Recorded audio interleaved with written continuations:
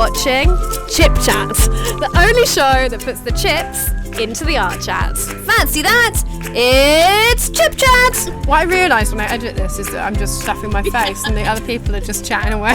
One other student came up to me and goes, think about your work, it looks like you enjoy doing it. And I think it's a bit like when you go into a house, when you go and look at a house and it's warm and you can get vibes from things. If that structural side is sort of put in place by me, and then I form a backdrop that everybody can then take part in. So then that's done by doing workshops first. Yeah.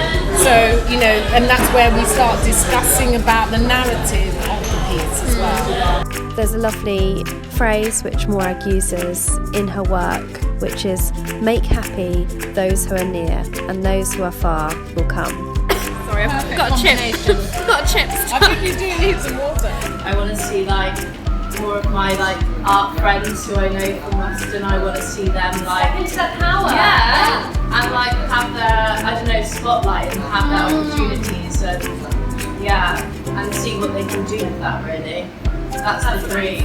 Really interesting to hear about that mission from place and how it changes also people and the conversations we're having about your mindset when you're somewhere where you walk down to the beach and it's so open, so vast. You can see Wales across the other side on a clear day, but that's wonderful. And I think sometimes we live, especially in a city that's so cooped up, you've got buildings and your perspective is very small. I think spaces like this just allow you to know that you're connected to so much more. I was very aspirational as at that age. I really wanted my Broadway debut at some point. I've still yet to have my West End debut at some point. But your Margaret Thatcher is absolutely brilliant.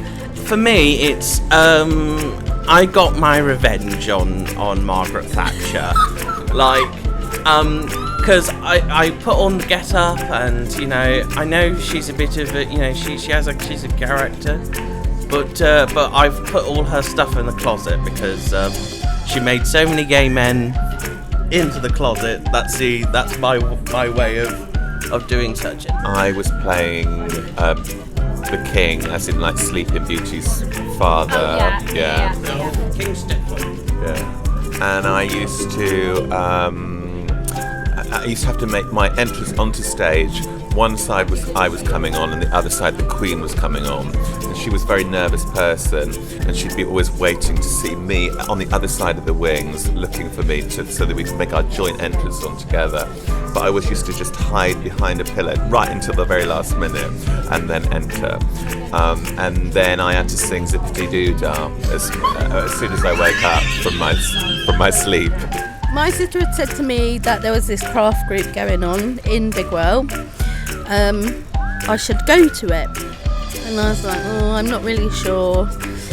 Bit anxious, whatever. And anyway, I went with my dad's wife, and I turned up and we sat there and there was everybody was quite quiet, and then this woman came out and was like, I'm Bev G-Star! Megs, I think you had a project running there at the time to kind of improve the community engagement, improve the area of Bigwell. Is that correct? Yeah, that's right. And it was a sellout that day. We had 20 people in the room. Did you? We were massive. It was really full, really full. It was a really, really good session, and I just remember being one in awe of yourself, Megs, and then just encouraging really the people in the class, because like Kelly said, a lot of people come to these social engaging activities because they're anxious and because they want to find skills that they can grow on, and that's how we all met, wasn't it? Can you expect me to meet so many of them, guys?